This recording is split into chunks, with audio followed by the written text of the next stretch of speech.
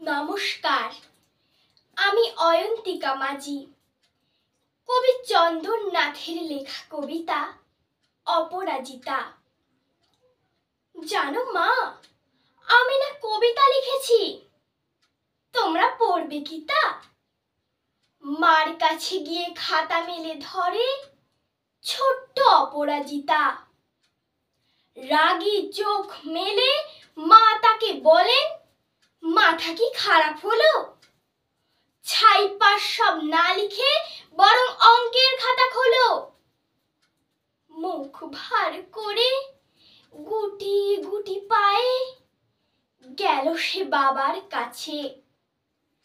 কবিতা লিখেছি, ও বাবা, তোমার দেখার সময় আছে? মুখটি না তুলে বললেন বাবা, কবিতা লিখেছো? বেশ, পড়ব তো বটে, আগে খবরের কাগজটা করি শেষ। অগত্যা গেল দিদিটির কাছে, ডাকলো সে, দিদি আয়, দেখ না কেমন ছবিটা এঁকেছি ছোট্ট এই কবিতায়। দিদির দু চোখে টিভি পর্দার ঝলমলে রোশনাই। বলল, কবিতা তুই লিখেছিস? কবিতা না, ওটা ছাই। অপরাজিতার চোখ ছলো ছলো, বুকে কান্নার ঢেউ।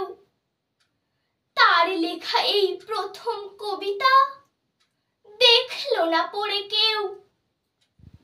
একা ঘরে বসে সামনে তাকালো মালাতে সাজানো ছবি।